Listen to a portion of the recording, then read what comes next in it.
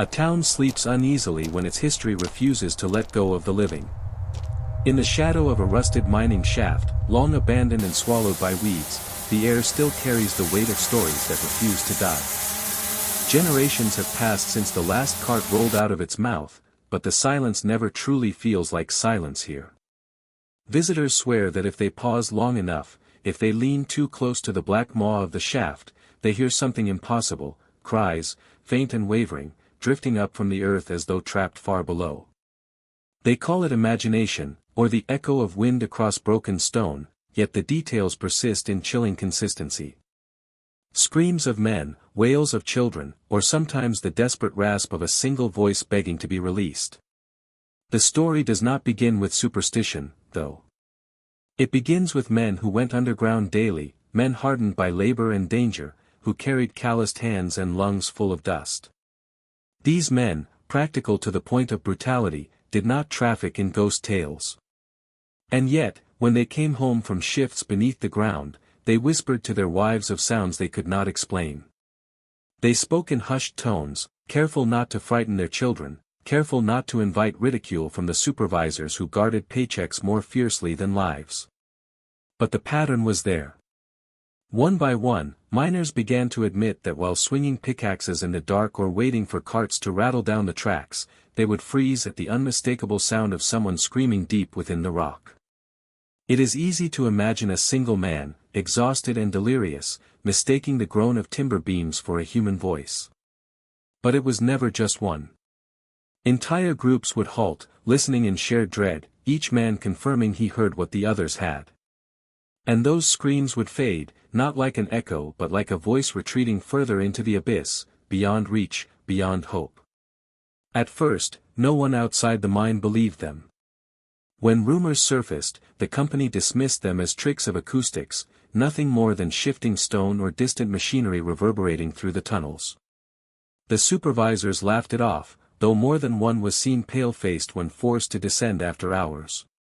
The town, reliant on the mine's wages, did not want to give weight to the whispers. But fear is patient, and it spread quietly from household to household. Children overheard their parents at the dinner table, repeating words they never should have known, cries, voices, screams. The mine itself seemed to conspire in keeping the stories alive. The shaft was built in an age of rapid expansion, where speed mattered more than safety, and where mistakes were measured in blood. Within its first year, accidents claimed men in gruesome fashion, cave-ins that left bodies unrecovered, gas pockets that suffocated whole crews before they could flee. Each death was logged, a line in a ledger, but grief does not vanish with ink on paper. Families mourned, widows begged for compensation, and the ground absorbed each tragedy like another secret it intended to keep. And from those moments forward, the legends claim, the screams began. To stand at the lip of that shaft today is to feel the pull of history breathing against your neck. Locals avoid it after dusk, muttering that the mine is hungriest at night. Rusted rails vanish into blackness, and the wind funnels down into the depths with a low moan that seems too human to be natural.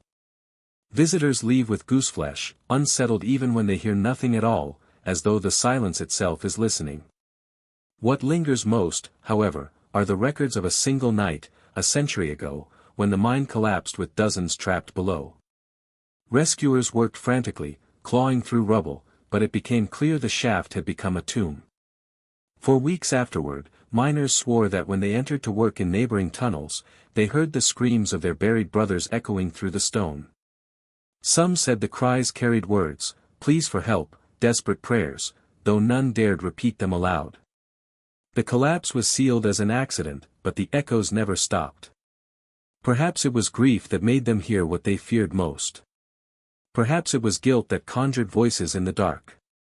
But generation after generation, men descended, and each one came back with the same haunted look, insisting that someone was still down there, still calling out. And so the question remains, suspended in the damp air of that abandoned shaft, were these only the tricks of stone and memory, or did something truly remain trapped in the depths, screaming to be heard? The first death in the mine left behind more than a body, it left a mystery that refuses to rest, and its echoes are only the beginning of what would become a legend darker than anyone imagined. The story of the shaft begins, as so many grim stories do, with hope dressed in the clothes of desperation. The late 19th century was an age of promise for men who had little to their names but strong arms and the willingness to risk them.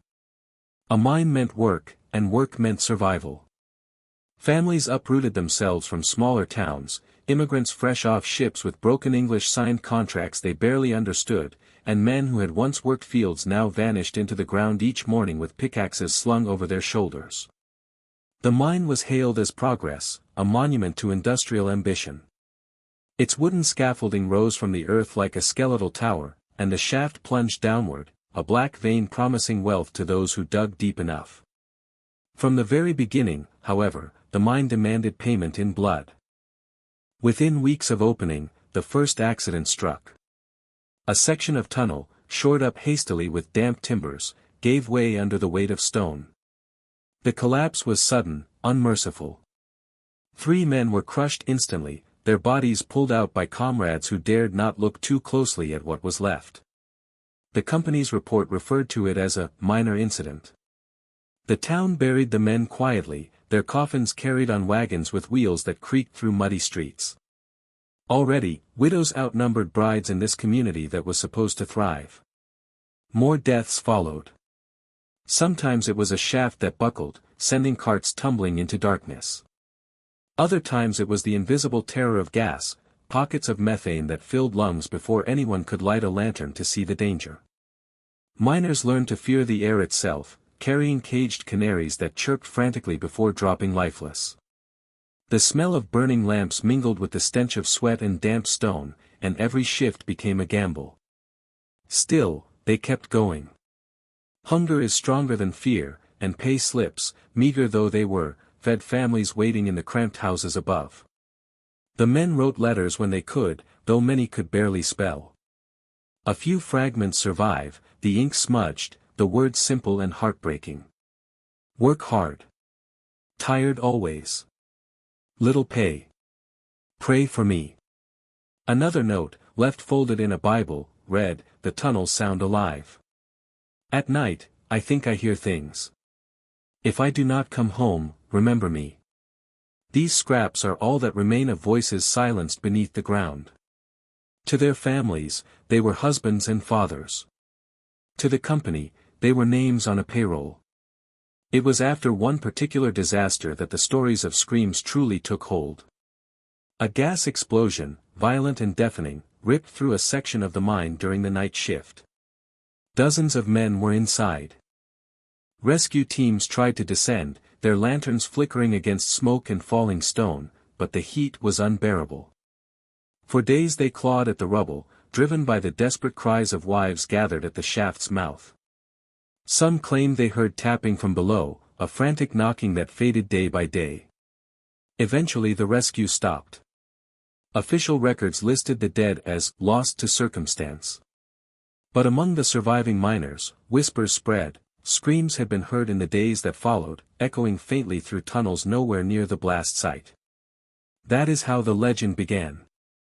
Not as a ghost story told around fires, but as a rumor carried in weary voices, muttered by men who spat coal dust into their hands and swore on their lives that they had heard what no man should hear, the dying carried in echoes through the stone, still crying out long after hope had gone. And the strangest part, they said, was that the screams sometimes sounded close, so close that men dropped their tools and searched the shadows, convinced someone had been left behind. Nothing was ever found. The supervisors did not want the stories spreading. They threatened docked pay for men caught frightening others. Yet, behind closed doors, they too heard things. One report buried deep in company archives describes a foreman halting his crew mid-shift because a loud vocal disturbance rattled through the shaft. It was dismissed later as structural settling, though the foreman himself resigned weeks later, abandoning the profession altogether. Above ground, the town wrestled with its own unease. The mine was its lifeblood, yet everyone had lost someone to it. Children grew up knowing fathers only through photographs. Women walked to church with black veils over their hair, mourning for years on end. And through it all, the stories persisted. A boy fetching water near the site claimed he heard someone calling his name from the shaft, though no one was there. Another woman swore she could hear wailing carried on the wind at night. The shaft loomed over daily life, a reminder of both survival and suffering, a place where men vanished and where echoes lived longer than bodies. It is tempting to see the mine as cursed from the start, an enterprise born in greed and baptized in death. But perhaps it was something more tangible.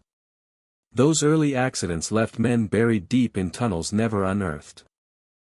Their bodies remained below, sealed in darkness.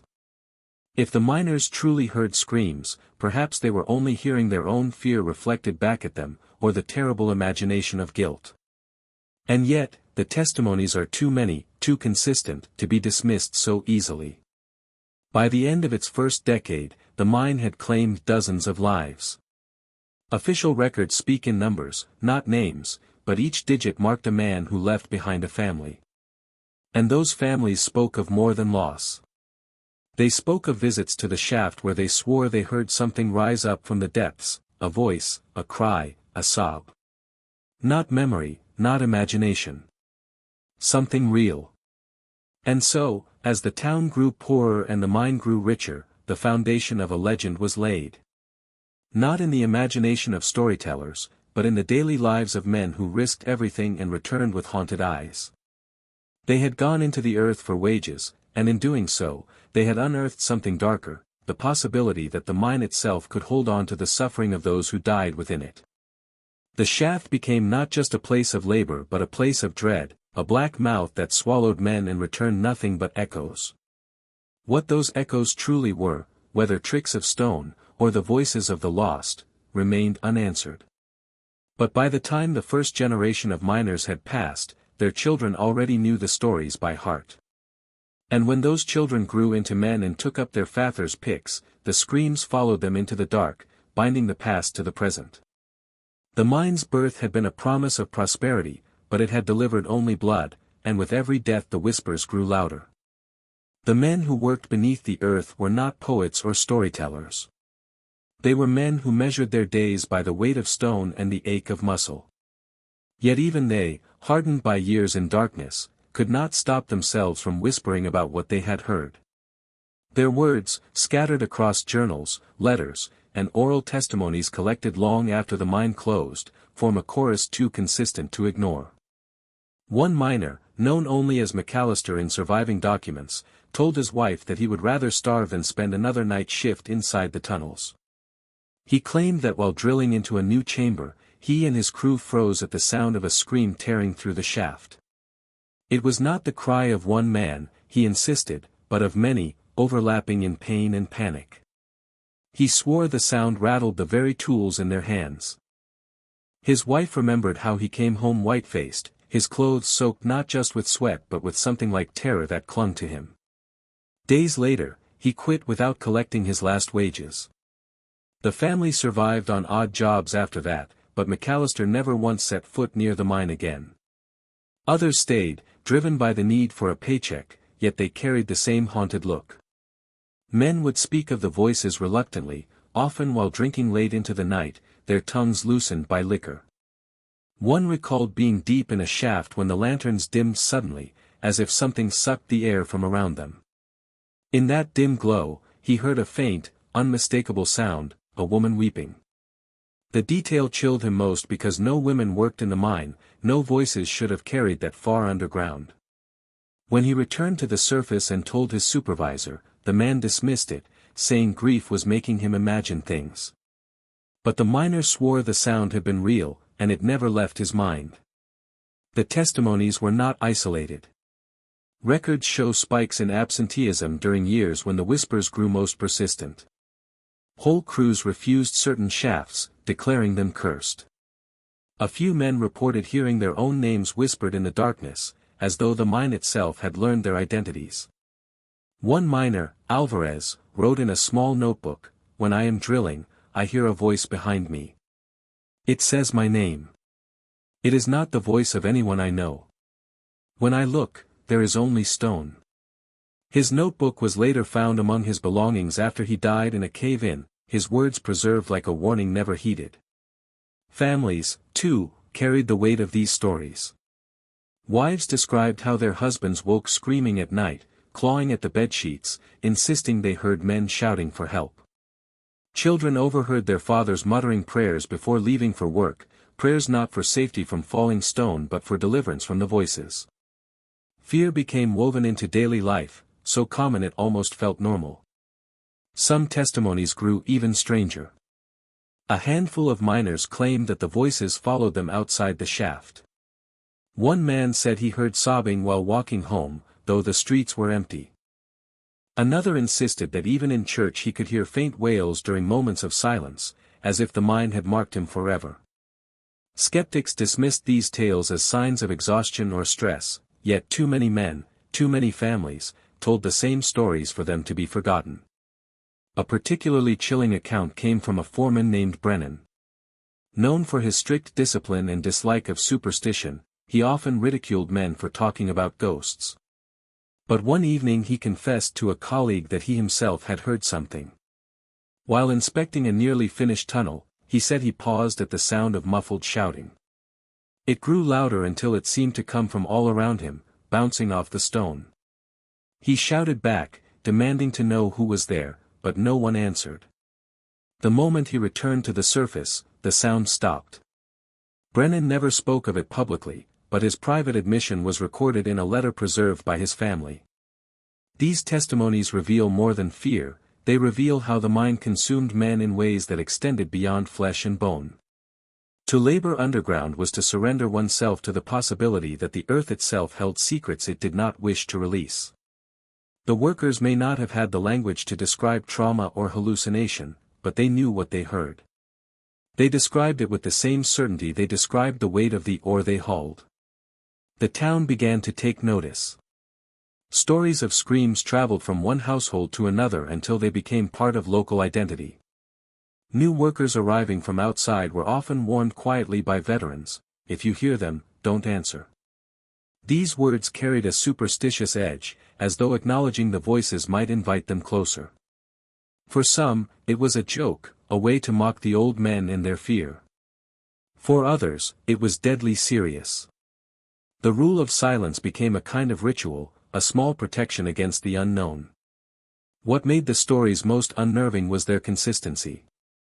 The sounds were never described as whispers of wind or echoes of shifting rock, but as distinctly human, screams, cries, prayers, pleas. And always in places where no one should have been. The mine's acoustics could carry sounds, yes, but not create them. Yet man after man swore that what he heard was real, and more than one admitted he left tools behind, too terrified to retrieve them. The most unnerving testimony came from an engineer brought in to modernize the tunnels. Unlike the miners, he was educated, skeptical of folklore. But after weeks inside the shaft, he began to change. He wrote to a colleague, "There is something deeply wrong with the soundscape of this place. It is not merely echo, not merely stone settling. Last night, I heard voices where none could be. It is as though the mind retains memory, playing it back for anyone who dares listen." Weeks after penning those words, the engineer vanished without explanation, leaving only his helmet and lantern behind. The stories left behind form a tapestry of dread, one that cannot easily be dismissed as hysteria or folklore. The miners were men of grit, not imagination, yet they all returned from the depths with the same haunted refrain, "There were screams in the dark, and once you heard them, you never forgot." And just as the testimonies were mounting, just as fear was beginning to spread beyond the shaft, the story took a darker turn, because the rational man who had mocked the rumors, the one who insisted on investigating for himself, would soon vanish into the mine, swallowed whole by the mystery that was already consuming so many others. The engineer was not like the others. His name appears in scattered records, sometimes spelled differently, but most accounts refer to him as Thomas Ward. He was educated, trained in the sciences, and hired by the company to modernize operations. Unlike the miners, he was an outsider, a man who wore spectacles instead of coal dust on his face, who carried notebooks instead of pickaxes. Where others spoke of ghosts, Ward spoke of geology. Where others whispered of screams, he insisted on auditory anomalies, echoes created by stone and physics, nothing more. When Ward first arrived, he found the miners reluctant to even meet his eyes. To them, he was another figure of authority sent by the company, one who would dismiss their fears and order them deeper into danger. Yet in his early reports, Ward seemed sympathetic. He documented their accounts carefully, even as he sought natural explanations. He wrote about the design of the tunnels, the way sound could carry and warp. In one letter, he remarked, "I believe the miners are hearing reverberations, amplified by chambers of uneven rock. The human mind is prone to interpreting these distortions as voices." But in that same letter, he admitted something more troubling. "I confess," he wrote, "that even I believed I heard shouting when standing alone by the lower galleries. It startled me so that I nearly dropped my lantern. I remain convinced it has a physical cause, but it is disquieting nonetheless." For a man of science to concede even that much was rare, and it suggests that the phenomenon was not so easily dismissed. Ward threw himself into his work, determined to prove what the men heard was not supernatural. He conducted experiments, standing in different sections of the shaft and recording echoes, shouting phrases to test how sound traveled. He spent long hours underground, sometimes remaining after the crews had left, scribbling notes in his journal. Other men avoided him, unnerved by his calm willingness to linger where they feared to tread. Then his behavior began to change. At first it was subtle, he seemed distracted, often staring into the dark for long stretches before answering questions. He began to ask miners not about their labor but about their dreams, whether they ever heard the voices when they were not in the tunnels. Some recalled him pacing the shaft alone, speaking softly as though listening for replies. When one miner asked what he was doing, Ward simply said, "They are louder when you're quiet." The last weeks of his life were marked by growing unease. Letters from this time reveal a man losing his certainty. In one, he confided to a colleague, "I cannot shake the feeling that these are not mere echoes. The voices are too distinct, too insistent. They do not fade as echoes should. Sometimes they call names. Once, I swear, I heard my own. It unnerves me to admit it, but I must." His handwriting, neat in earlier pages, grows erratic toward the end. Lines trail off mid-thought, ink blotted as though his hand shook. Then came the night he disappeared. Accounts vary, but the core details remain the same. Ward entered the mine after dusk, claiming he wished to complete a survey. The shift was over, and only a skeleton crew remained. Hours passed, and when the crew resurfaced, they realized Ward had not returned. His lantern was later found at the edge of a collapsed tunnel, still warm when discovered. His notebook lay beside it, pages damp and smeared. The final entry is barely legible, but one line can be made out clearly: "The screaming won't stop." The search for Ward lasted 3 days. Crews descended with ropes and torches, calling his name into the black. No trace of his body was ever recovered.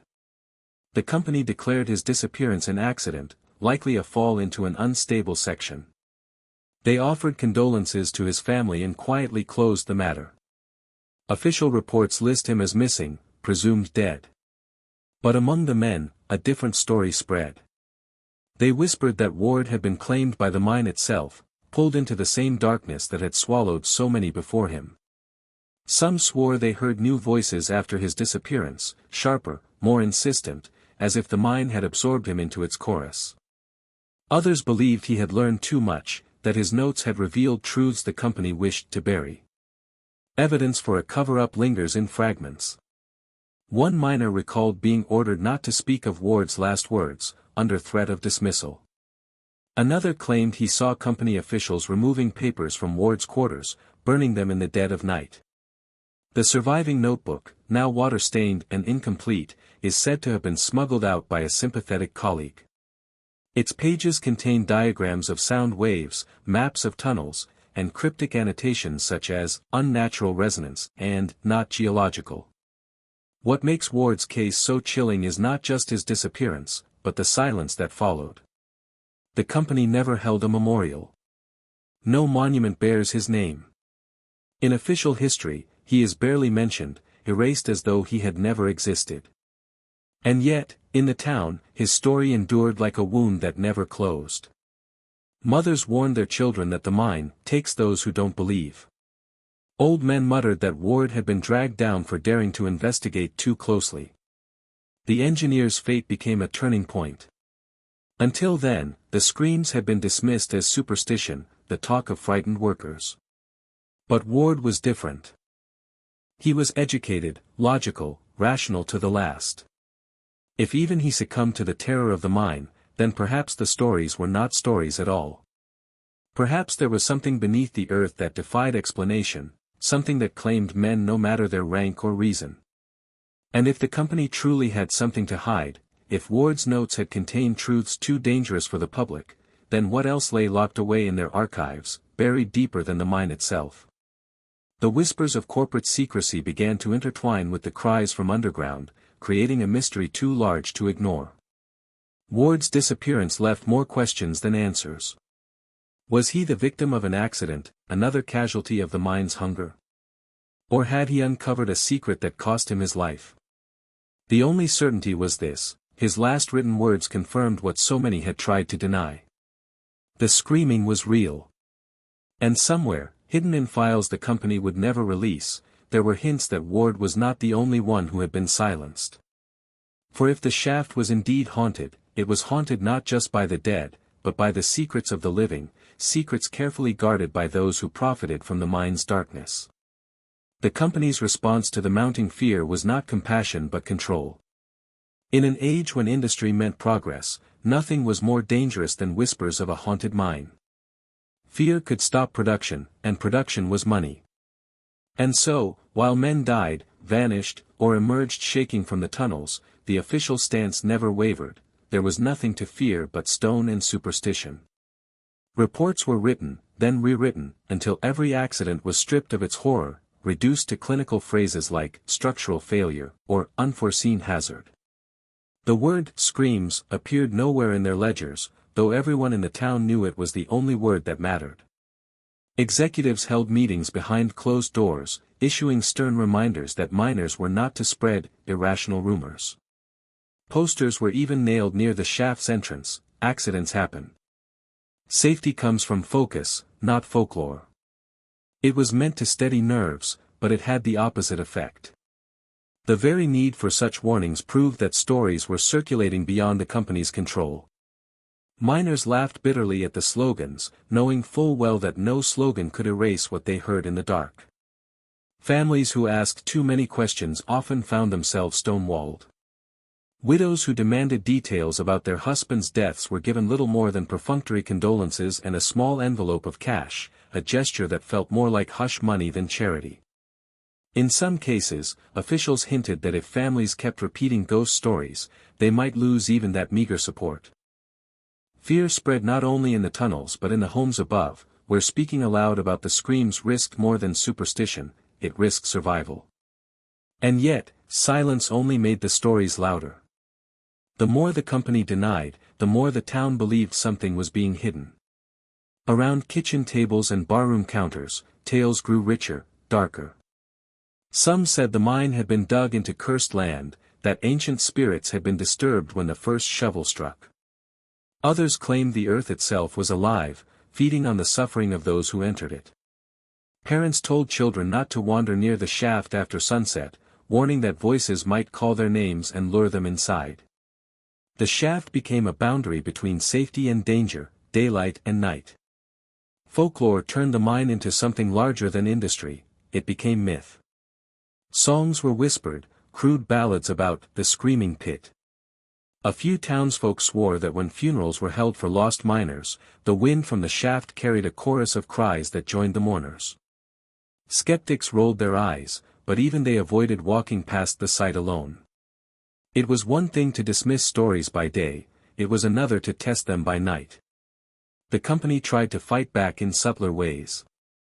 Local newspapers, reliant on corporate advertising, downplayed tragedies and avoided publishing sensational accounts.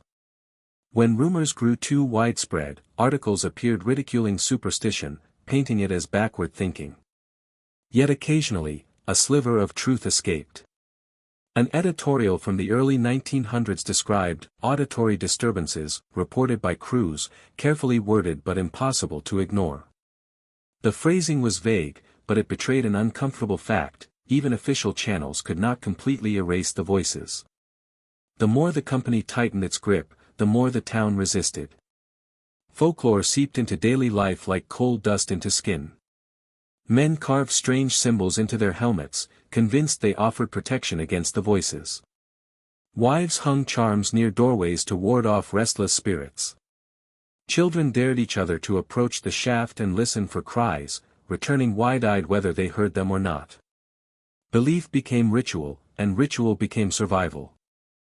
The two narratives, corporate silence and local myth, ran parallel but never touched.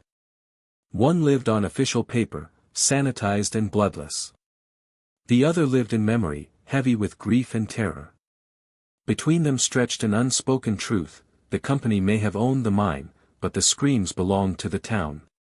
What lingers in fragments of correspondence and family testimony is the sense that the company knew more than it admitted.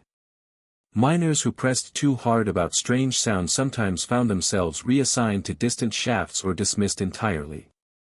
One surviving memo, smuggled out decades later, advised foremen to minimize discussion of auditory anomalies, as they may encourage malingering.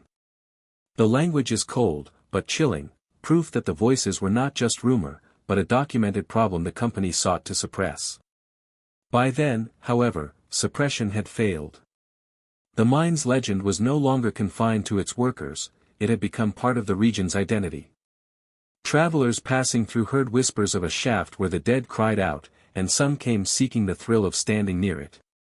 Locals discouraged them, muttering warnings, but curiosity has always been stronger than caution. The screams had crossed from private trauma into public myth, a story impossible to silence. And still, the company kept its lips sealed, hiding behind its reports and denials, refusing to acknowledge what everyone else knew. But silence cannot bury sound. The stories spread too far, too fast, until eventually, outsiders arrived, not miners, not families, but men and women with notebooks, cameras, and recorders. They were not there to work the earth. They were there to investigate it. And what those investigators would capture inside the shaft would bring the legend to an entirely new level, blurring the line between folklore and evidence, and forcing even the most skeptical to wonder whether the screams were more than myth. The company's response to the mounting fear was not compassion but control. In an age when industry meant progress, nothing was more dangerous than whispers of a haunted mine. Fear could stop production, and production was money. And so, while men died, vanished, or emerged shaking from the tunnels, the official stance never wavered: there was nothing to fear but stone and superstition. Reports were written, then rewritten, until every accident was stripped of its horror, reduced to clinical phrases like structural failure or unforeseen hazard. The word screams appeared nowhere in their ledgers, though everyone in the town knew it was the only word that mattered. Executives held meetings behind closed doors, issuing stern reminders that miners were not to spread irrational rumors. Posters were even nailed near the shaft's entrance: accidents happen. Safety comes from focus, not folklore. It was meant to steady nerves, but it had the opposite effect. The very need for such warnings proved that stories were circulating beyond the company's control. Miners laughed bitterly at the slogans, knowing full well that no slogan could erase what they heard in the dark. Families who asked too many questions often found themselves stonewalled. Widows who demanded details about their husbands' deaths were given little more than perfunctory condolences and a small envelope of cash, a gesture that felt more like hush money than charity. In some cases, officials hinted that if families kept repeating ghost stories, they might lose even that meager support. Fear spread not only in the tunnels but in the homes above, where speaking aloud about the screams risked more than superstition: it risked survival. And yet, silence only made the stories louder. The more the company denied, the more the town believed something was being hidden. Around kitchen tables and barroom counters, tales grew richer, darker. Some said the mine had been dug into cursed land, that ancient spirits had been disturbed when the first shovel struck. Others claimed the earth itself was alive, feeding on the suffering of those who entered it. Parents told children not to wander near the shaft after sunset, warning that voices might call their names and lure them inside. The shaft became a boundary between safety and danger, daylight and night. Folklore turned the mine into something larger than industry. It became myth. Songs were whispered, crude ballads about the screaming pit. A few townsfolk swore that when funerals were held for lost miners, the wind from the shaft carried a chorus of cries that joined the mourners. Skeptics rolled their eyes, but even they avoided walking past the site alone. It was one thing to dismiss stories by day, it was another to test them by night. The company tried to fight back in subtler ways. Local newspapers, reliant on corporate advertising, downplayed tragedies and avoided publishing sensational accounts.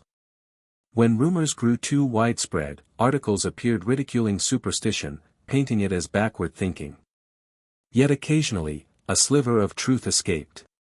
An editorial from the early 1900s described auditory disturbances, reported by crews, carefully worded but impossible to ignore. The phrasing was vague, but it betrayed an uncomfortable fact: even official channels could not completely erase the voices. The more the company tightened its grip, the more the town resisted.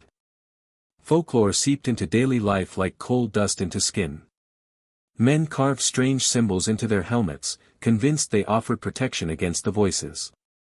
Wives hung charms near doorways to ward off restless spirits. Children dared each other to approach the shaft and listen for cries, returning wide-eyed whether they heard them or not. Belief became ritual, and ritual became survival. The two narratives, corporate silence and local myth, ran parallel but never touched. One lived on official paper, sanitized and bloodless. The other lived in memory, heavy with grief and terror. Between them stretched an unspoken truth: the company may have owned the mine, but the screams belonged to the town. What lingers in fragments of correspondence and family testimony is the sense that the company knew more than it admitted. Miners who pressed too hard about strange sounds sometimes found themselves reassigned to distant shafts or dismissed entirely. One surviving memo, smuggled out decades later, advised foremen to minimize discussion of auditory anomalies, as they may encourage malingering. The language is cold, but chilling, proof that the voices were not just rumor, but a documented problem the company sought to suppress. By then, however, suppression had failed. The mine's legend was no longer confined to its workers, it had become part of the region's identity. Travelers passing through heard whispers of a shaft where the dead cried out, and some came seeking the thrill of standing near it. Locals discouraged them, muttering warnings, but curiosity has always been stronger than caution. The screams had crossed from private trauma into public myth, a story impossible to silence. And still, the company kept its lips sealed, hiding behind its reports and denials, refusing to acknowledge what everyone else knew. But silence cannot bury sound. The stories spread too far, too fast, until eventually, outsiders arrived, not miners, not families, but men and women with notebooks, cameras, and recorders. They were not there to work the earth. They were there to investigate it. And what those investigators would capture inside the shaft would bring the legend to an entirely new level, blurring the line between folklore and evidence, and forcing even the most skeptical to wonder whether the screams were more than myth. By the early 20th century, the mine was no longer just an industrial site, it was a legend that seeped beyond the borders of the town. Travelers carried stories in hushed tones, and journalists from neighboring cities began to hear of a place where men swore the earth itself cried out. For years the company dismissed such tales as provincial superstition. But the louder the rumors grew, the more outsiders wanted to test them. The first investigators were not ghost hunters, but journalists. They arrived with pencils, notebooks, and the skepticism of men accustomed to exposing exaggeration. Their early reports mocked the miners' stories, describing them as tired men mistaking echoes for phantoms. But still, they descended into the shaft, perhaps curious, perhaps hoping for drama that would sell papers. What they returned with unsettled even their cynical editors. One article, long buried in archives, described how a reporter named Ellis stood alone at the base of the shaft for less than an hour before he fled, pale and trembling. In his notebook he had scrawled a single line, "Voices, too many to count." Though the published article framed it cautiously, speaking of strange acoustics, Ellis never again set foot near the site. Colleagues remarked that his hair turned noticeably gray in the months after. As stories circulated, more determined investigators came. Some were spiritualists, drawn by the rising tide of interest in the supernatural that swept the era. They carried cameras with long exposures, hoping to capture images of spectral figures, and recorders designed to capture faint sounds. Others were amateur scientists, fascinated by the possibility of unusual geological phenomena. They brought instruments to measure vibrations, air pressure, even temperature shifts. The mine did not welcome them. Many of their accounts describe a heavy, oppressive atmosphere, as if the tunnels themselves resisted intrusion. Several wrote of feeling dizzy, their ears ringing as though some low frequency reverberated constantly through the rock. One man collapsed after claiming he heard his deceased brother's voice calling to him from the dark. He was carried to the surface unconscious, and when he awoke, he refused to speak of what he had heard. But it was the recordings that changed everything. The first known attempt to capture sound inside the shaft involved a bulky phonograph, its horn pointed into the dark like an ear straining to listen. The men who operated it sat in silence as the wax cylinder spun. At first there was nothing, just the faint hum of air moving through tunnels. Then, slowly, other noises emerged, groans, sharp cracks, and finally, the unmistakable sound of voices. When played back on the surface, witnesses swore they heard cries, layered and overlapping, distorted but human. Some claimed words could be made out, pleas for help, desperate prayers in multiple languages. Skeptics argued it was interference, noise created by the machinery itself. But those who had stood in the mine insisted otherwise. The cylinder was later lost, perhaps deliberately, but its legend endured. Later investigators brought more advanced equipment. In the 1930s, portable wire recorders were lowered into the shaft. What they captured has never been fully explained. Surviving transcripts describe sustained wailing and sharp bursts resembling screams. A technician, hardened from years of working with experimental audio, reportedly refused payment for his work, saying he wanted nothing more to do with the project. Photographs taken in the tunnels also unsettled viewers. Most were ordinary, miners' helmets, jagged rock, shadows stretching across damp walls. But a handful contained anomalies, streaks of light where no lamps had been, faint shapes that resembled human faces blurred in motion. These images were dismissed as flaws of exposure, but the men who carried the cameras swore they had felt presences moving near them. One spiritualist insisted he felt a hand brush his shoulder though no one stood beside him. Each expedition ended the same way, shaken investigators, inconclusive evidence, and stories that only deepened the mystery. Some published sensational accounts, describing the mine as a cathedral of suffering where the dead still cry out. Others buried their findings, unwilling to face ridicule. Yet whether shared or suppressed, the details always spread, carried like whispers through neighboring towns. Not all investigations ended harmlessly. At least 2 researchers vanished while exploring the lower galleries, their equipment later found abandoned. The company declared the incidents accidents, men lost to collapses or gas, but locals whispered otherwise. They said the mine had claimed them, just as it had claimed the engineer before. What united all the testimonies, whether from miners, journalists, or spiritualists, was the consistency of the sound, human voices where none should be. Some investigators entered as skeptics and left believers. Others entered confident and never returned at all. The shaft seemed to strip away certainty, leaving only fear and unanswered questions. By mid-century, the mine had been abandoned entirely. Yet the investigations never stopped. Paranormal researchers, increasingly equipped with modern devices, descended with tape recorders and electromagnetic meters. Their findings echoed those of their predecessors: unexplainable sounds, bursts of static that morphed into what seemed like words, sudden temperature drops that left frost clinging to their instruments. One recording, later leaked, contains what many believe to be a human scream that continues for nearly 30 seconds, far longer than a living throat could sustain. To this day, no one has proven its authenticity, but those who hear it rarely forget. As the years passed, the line between folklore and evidence blurred. Locals who had grown up with the stories now had audio reels, photographs, and written testimonies to point to. Skeptics continued to argue that it was all coincidence, acoustic illusions, faulty equipment, the suggestibility of frightened minds. But even skeptics admitted there was something about the shaft that defied simple explanation. And so the legend grew, fed by investigators who came seeking answers and left with only more questions. The screams were no longer just the inheritance of miners and their families, they had become an obsession for outsiders, a mystery that drew in the curious like moths to flame. But the mine was not finished claiming lives, and what happened during the most infamous investigation of all would transform whispers into terror, proving that some legends demand a price for those who dare to chase them.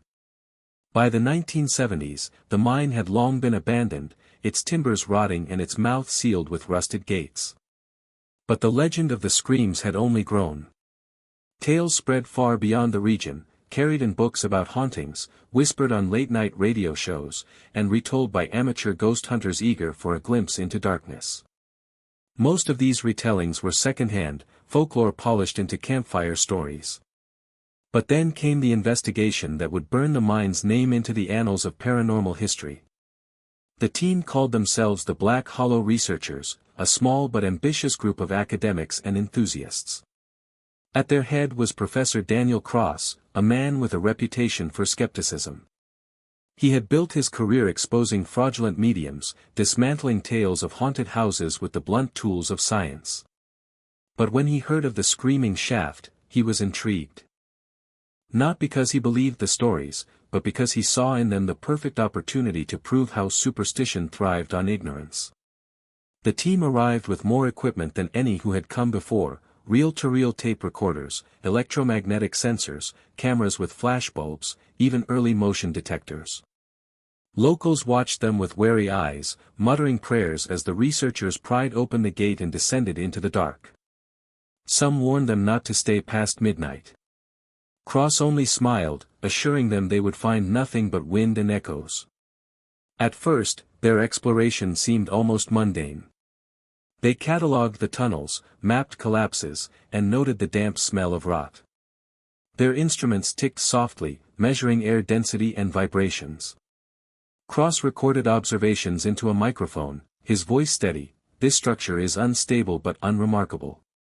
We expect natural explanations for the claims of screams, most likely acoustic distortions." But as night settled, the mine changed. The first sign came as a low hum, faint at first, then growing until the researchers felt it in their bones. Their meters spiked erratically, as though the air itself vibrated. One technician reported his ears popping, as if he were descending in altitude. Another swore he heard murmurs behind him, though no one was there. The tape recorders began to pick up noises that were not present to the human ear. When played back on the spot, the reels carried a thin, piercing wail that rose and fell like someone in agony. Cross, still calm, insisted it was interference. Yet his voice on the recording faltered noticeably when the wail grew louder. Then the screaming began. It did not come faintly, carried by echoes, but suddenly, violently, as if the walls themselves tore open with sound. Dozens of voices at once, male and female, shrieking, begging, calling out in languages the researchers could not recognize. The sound filled every corner of the shaft, so loud that equipment toppled and men clapped hands to their ears. One woman dropped to her knees, sobbing, certain she had heard her own mother's voice crying her name. The team fled toward the surface, but the screaming followed. Some swore the walls themselves seemed to vibrate, dust shaking loose from the ceiling as though the mine resented their escape. Cameras snapped wildly, capturing blurred streaks of light that looked almost like figures pressing out of the dark. They emerged pale and trembling, but the ordeal was not over. When they reviewed their recordings later, the sounds were clearer than anything ever captured before. Hours of tape filled with cries, whispers, and voices repeating names of the living. In one section, a distinct plea could be heard, "Don't leave me here." The evidence was undeniable. Even skeptics who listened to the tapes admitted they could not explain them. Newspapers seized on the story, publishing lurid headlines, "Mine of screams recorded by scientists." Some accused the team of hoaxing the results, but those who had been inside insisted their terror was real. The price of the investigation was steep. Within months, several team members reported strange phenomena outside the mine. One claimed to hear voices in his apartment at night, whispering from the corners of empty rooms. Another suffered recurring nightmares of being buried alive, waking with claw marks on his arms as though he had scratched himself in his sleep. One member, overwhelmed by paranoia, abandoned his career entirely and vanished into obscurity. Professor Cross, once a skeptic, refused to discuss the mine again. In his final public lecture, when asked about the expedition, he paused for a long time before answering simply, "Some places remember." He never elaborated, and those who pressed him privately said his hands trembled whenever the subject arose. The recordings, however, endured. Copies circulated quietly among researchers and enthusiasts, each generation replaying the same shrieks, the same impossible cries.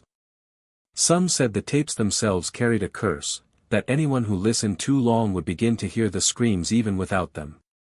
Whether true or not, the infamous investigation transformed the mine from a local legend into an international mystery. And yet, for all the evidence, for all the terror, one question lingered unanswered: if the mine truly held voices of the dead, then whose were they? Were they the miners lost in collapses, the victims of forgotten disasters, or something far older, deeper, and darker, bound to the earth itself? The Black Hollow expedition had given the world proof of the screams. But in doing so, they had also opened a door that would never close again. For once the voices were recorded, they were no longer confined to the shaft, they had escaped into the world above, into the ears of anyone willing to listen. And some who listened claimed the voices began to recognize them. In the aftermath of the Black Hollow expedition, the world outside the quiet mining town began to take notice. For the first time, there was not just rumor or oral testimony, but recorded evidence, hours of shrieks and cries that no one could easily explain away. The recordings spread through universities, paranormal societies, and even government institutions, each group interpreting them through its own lens. And so began a debate that would rage for decades, dividing experts into camps, the skeptics and the believers. The skeptics were the loudest at first.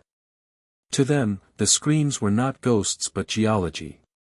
Acoustics professors argued that underground environments could produce bizarre distortions. Sound could bounce, amplify, and even layer upon itself until it mimicked something human. One paper, published in a respected scientific journal, suggested that fissures within the mine acted as natural megaphones, amplifying distant noises from the surface, dogs barking, trains passing, even voices carried by wind.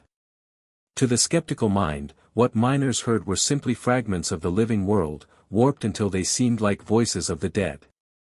Geologists added another explanation: microseismic activity. The region was prone to subtle shifts underground, producing vibrations that, when interacting with unstable air pockets, could create sounds eerily similar to cries. "It is the earth groaning under its own weight," one expert declared at a conference. "Not spirits, but stress fractures." The audience applauded, grateful for an answer that kept the world rational. And yet, these neat explanations did not silence the believers. Paranormal researchers seized on the recordings, pointing out details the skeptics ignored. The voices were not random noise, they argued, but coherent. In some sections of the tape, distinct phrases could be heard, names called, even prayers recited. One recording was said to contain Latin words, phrases no miner in that isolated town could have known. Another seemed to carry a lullaby in a language long dead. "Geology cannot explain memory," one researcher wrote. "Stone cannot invent speech." The divide deepened when linguists were brought in. A handful claimed to recognize fragments of multiple languages, English, German, Polish, even whispers resembling ancient dialects. Others scoffed, saying the human mind was wired to find patterns in chaos, to impose meaning where none existed. The debate raged in academic journals, each side accusing the other of bias. Psychologists added another layer. To them, the mind was not haunted but a mirror of human fear. The men who worked in it were exhausted, traumatized, often grieving lost comrades. In such conditions, hallucinations were natural. The mind, deprived of light and saturated with stress, could conjure voices out of silence. The black hollow recordings, they suggested, were products of auditory pareidolia, the tendency to hear words in meaningless sounds, just as people see faces in clouds. The screams are real, one psychologist admitted, but they exist only in perception. Yet even this explanation had its cracks. If it was all perception, how could machines capture the cries? How could voices appear on tape when no one was speaking? Skeptics countered that faulty equipment was to blame, that interference, static, and magnetic distortions had created the illusion of human sound. But those who had stood in the shaft insisted that no machine was necessary, they had heard the voices with their own ears, vibrating in their very bones. Public fascination grew as the two camps argued. Television programs aired dramatic reenactments of the mine, intercutting scientists who spoke of acoustics with mediums who swore the voices were the restless dead. Audiences leaned forward in living rooms, unsettled by the idea that both could be true, that science could not fully banish the dark. Meanwhile, the mine itself became a pilgrimage site. Paranormal enthusiasts traveled from across the country, eager to stand at the edge of the sealed shaft, pressing recorders through cracks in the rusted gate. Some claimed they returned with whispers on tape, faint but undeniable. Others left disappointed, hearing nothing but wind. The inconsistency only fueled the mystery. Why did the mine reveal itself to some and remain silent to others? The skeptics mocked these visitors, calling them thrill-seekers chasing shadows. But believers argued that the mine chose its witnesses, that it allowed only certain ears to hear. You cannot measure grief with instruments, one paranormalist wrote. The shaft speaks to those who carry its weight. The debate reached its peak when government officials briefly took interest. A small research grant was awarded to study unexplained acoustic phenomena at the site. The official report that followed was predictable: unusual reverberations caused by geological formations, amplified by abandoned tunnels. Yet rumors persisted that the unpublished portions of the study contained recordings far more disturbing than anything released. Some whispered that the files had been locked away, deemed too unsettling for the public. The truth became slippery, a shifting ground like the mine itself. Each explanation contained holes, and into those holes poured speculation. The more people tried to define the screams, the less certain they became. Were they echoes of tragedy, reverberations of trauma imprinted into stone? Were they natural phenomena dressed in human shapes by the mind? Or were they something older, something that could not be explained away, no matter how many graphs or charts were drawn? The mine, indifferent to the arguments, remained silent for long stretches, then roared to life when least expected. Investigators came and went, their equipment improving each decade, but the result was always the same: fear, confusion, and evidence that could be neither fully proven nor disproven. And so the screaming shaft existed in a strange twilight, claimed by both science and superstition, belonging wholly to neither. It was an unsolved riddle, a place where skepticism itself began to tremble. But the debate would not remain academic for long. For in time, a new incident would shake the fragile balance between belief and doubt, an event so violent that even the skeptics could not laugh it away, and once again, the mine would demand a price in blood. By the dawn of the 21st century, the mine had been silent for decades, its mouth sealed and its timbers collapsing inward. Weeds choked the old access road, and warning signs rusted beneath graffiti scrawled by bored teenagers. The company that once owned it had long since dissolved into mergers, its name forgotten except in legal documents. For a while, it seemed the screaming shaft would slip into obscurity, another relic swallowed by time. But legends have a way of refusing burial. In 2003, a group of local thrill seekers, college students home for the summer, decided to test the stories for themselves. Armed with flashlights, a camcorder, and the kind of reckless confidence born of youth, they pried open the rusted gate and slipped inside. They laughed as they filmed each other, joking about ghosts, mocking the town elders who had warned them. For the first 20 minutes of footage, their voices echo cheerfully through the tunnels. Then the tone shifts. The recording, later leaked online, shows the group descending deeper. One girl pauses, frowning, asking if anyone else hears something. At first, the others dismiss it: wind, water, maybe rats. But soon the laughter dies, replaced by strained silence. On the tape, a low wail begins to build, faint at first, then unmistakable. The camera jerks as someone whispers, "That's not the wind." The last clear image is of the group turning to flee, beams of light whipping across jagged rock. Then chaos, screams layered over screams, the camcorder tumbling to the ground, its lens capturing only shaking shadows. The final frame freezes on darkness as the battery dies, leaving only the audio of panicked cries. 3 of the students made it out alive, hysterical and incoherent. The 4th, a young man named Eric Holloway, was never seen again. Rescue teams searched for days, finding only his flashlight deep in a collapsed section. Officials declared the collapse the cause of his death, his body unreachable. But those who listened to the recovered footage were not convinced. On the audio track, just before the camera cuts, a voice can be heard, calm, deliberate, and not belonging to any of the students. It says simply, "Stay." The story exploded. News outlets picked it up, branding it the Haunted Mine tragedy. The video circulated online, dissected frame by believers and skeptics alike. Paranormal forums claimed the voice was proof of a presence. Audio engineers insisted it was an artifact, a mix of echoes and distortion. But for the town, the tragedy was all too real: another young life lost to the shaft, another family left with only silence where answers should have been. The incident reignited interest in the mine. Television crews arrived, filming sensational documentaries with night vision cameras and trembling hosts. Paranormal investigators set up tents at the entrance, lowering recorders into the shaft. Each claimed to capture something new: disembodied whispers, sudden bursts of static, even shadowy figures caught in the corner of their lenses. The mine became a magnet for curiosity, as if the earth itself had staged the Holloway tragedy to draw the world's gaze once more. Locals watched with unease. They had grown up with the legend, but to them it was not entertainment, it was warning. Bars filled with muttered debates: had the mine taken Eric, or had it been the recklessness of youth? Some older residents swore they had heard the screams again on the night of the tragedy, carried on the wind into town, just as in their childhoods. Then, in 2011, came the most chilling event of all.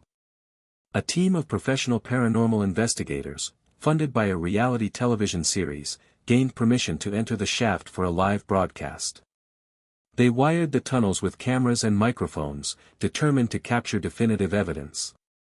At first, the feed showed nothing unusual: damp walls, nervous hosts, the occasional drip of water. Viewers at home yawned, half convinced the legend would fizzle under bright studio lights. And then the feed cut. For several minutes, screens across the country went black. When the image returned, chaos filled the broadcast. The cameras shook violently, crew members shouting, one host screaming that something had touched her. Equipment toppled, lights flickered, and in the midst of it all, a sound rose, piercing, layered, and deafening. The infamous scream. Millions heard it at once, live. The broadcast cut again, this time permanently. The network claimed a technical malfunction. But leaked behind-the-scenes reports suggested otherwise: half the crew refused to return underground after that night. 2 quit the production entirely, citing nightmares and sudden illnesses. The surviving footage was never aired again. After the broadcast, the mine was sealed more securely than ever, concrete poured into its entrance, steel barriers welded in place.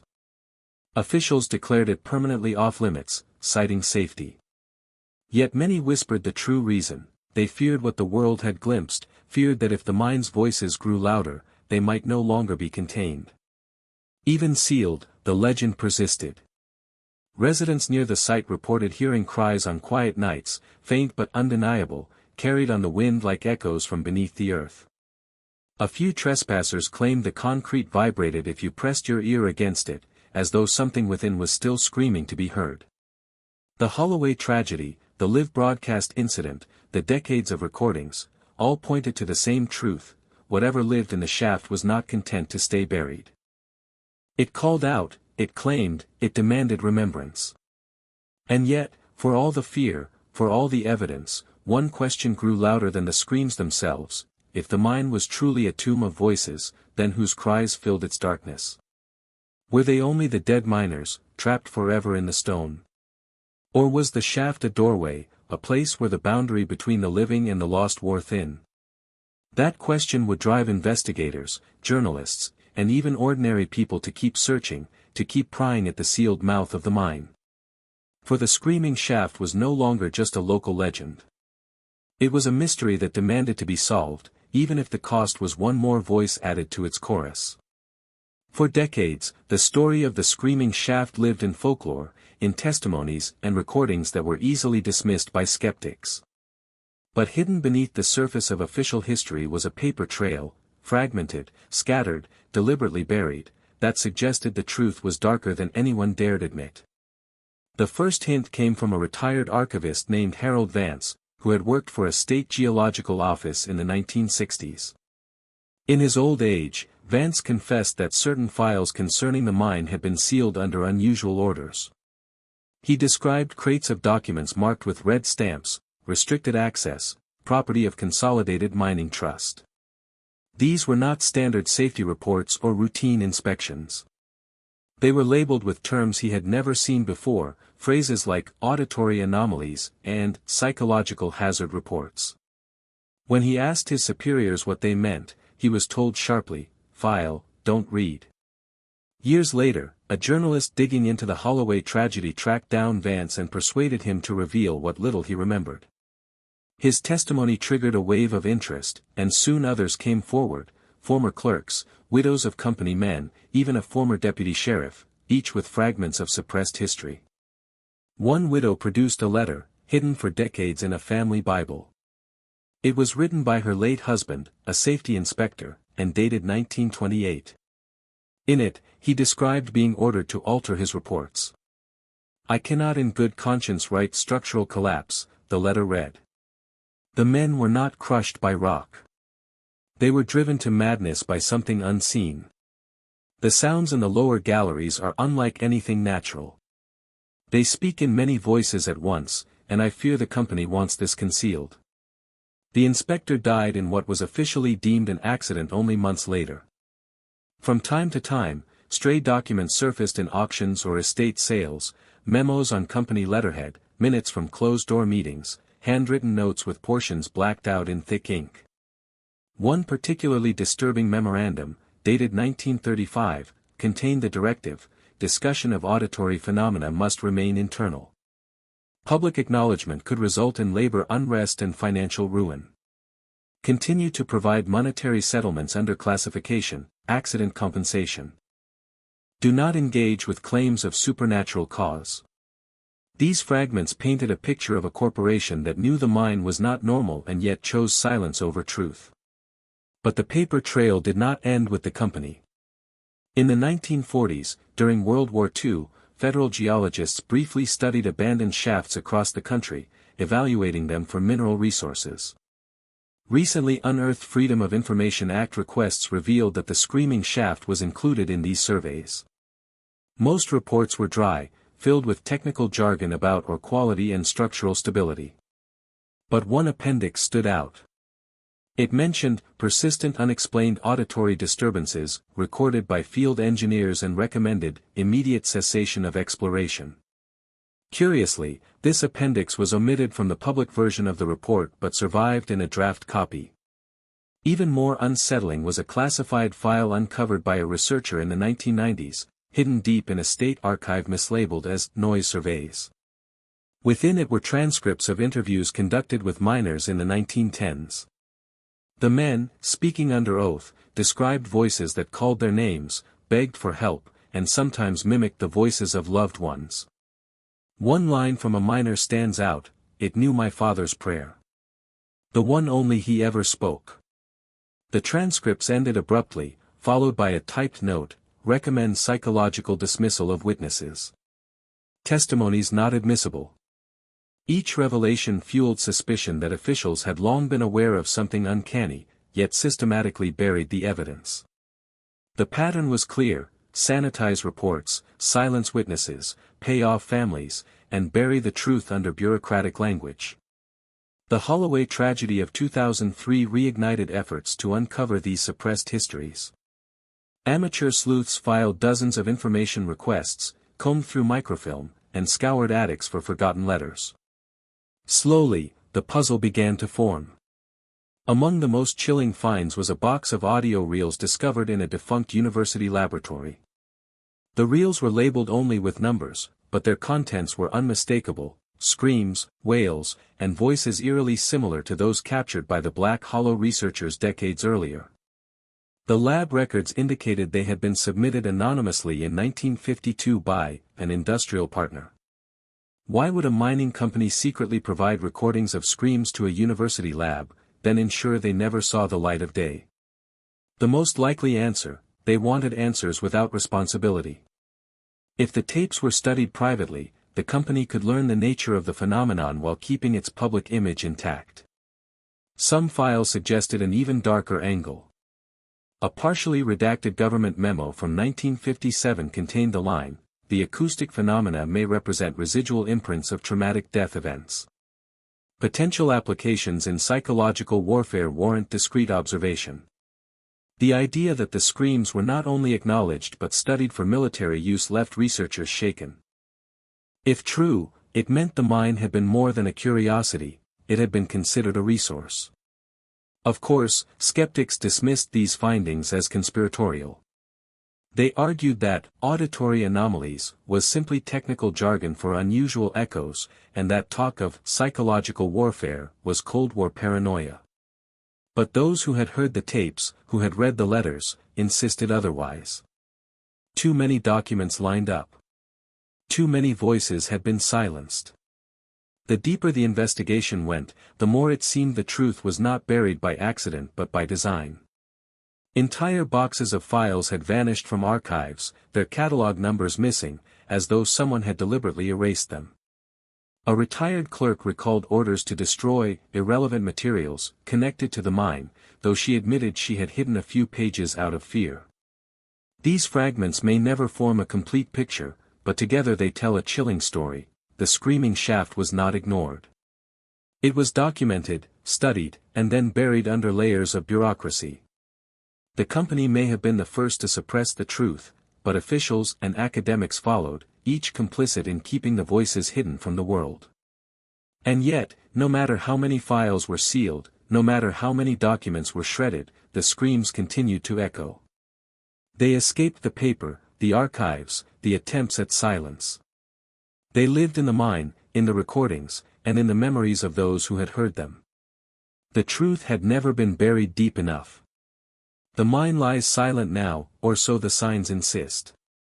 The entrance is sealed beneath layers of concrete and steel, padlocked and posted with government warnings. Weeds curl along the fence line, rust eats at the barrier, and the forest creeps closer each year, as if eager to reclaim what men once carved open. To the casual passerby, it looks like nothing more than another forgotten ruin, one more scar on the land left by an industry that demanded too much. And yet, silence is never truly silent here.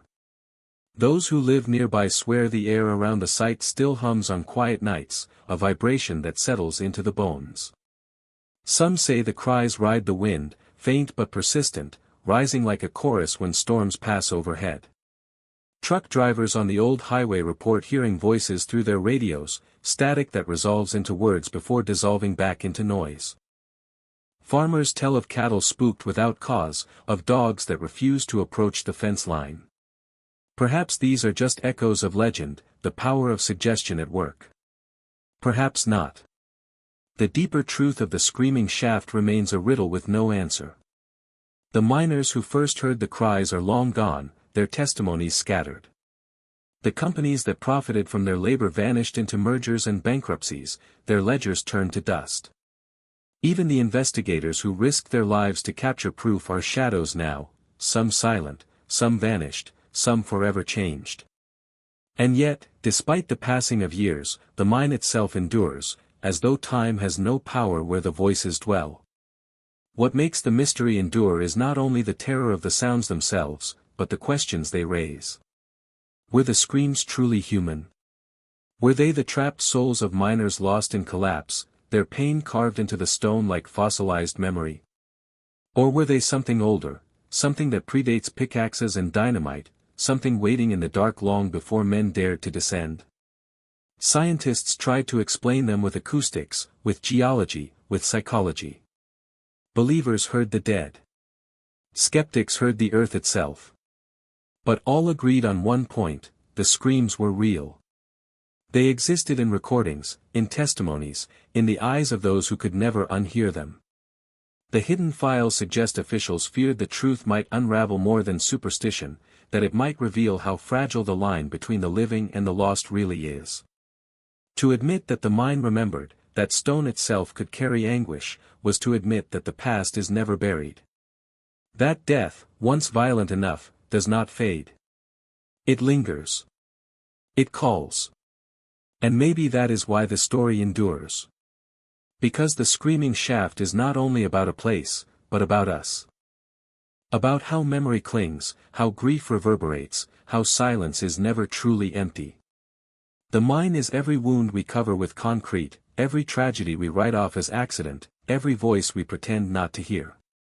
Perhaps that is the real horror, not ghosts, not demons, but the reminder that suffering leaves marks we cannot erase. That the earth itself records our screams, and one day, they may rise again. For those who listen to the recordings today, digitized, circulated, replayed on late-night forums, the effect is always the same. At first it is curiosity. Then unease. Then something deeper. Some insist they hear words where others hear only wails. Some claim the voices shift over time, as if adapting, as if recognizing the listener. And some confess that after the tape ends, the silence around them no longer feels empty. One researcher described the experience best. After hours of analysis, he shut off his machine, sat in the quiet of his study, and realized he could still hear faint breathing in the room. He never touched the recordings again.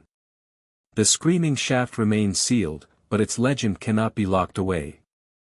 It travels through stories, through tapes, through whispers carried across generations.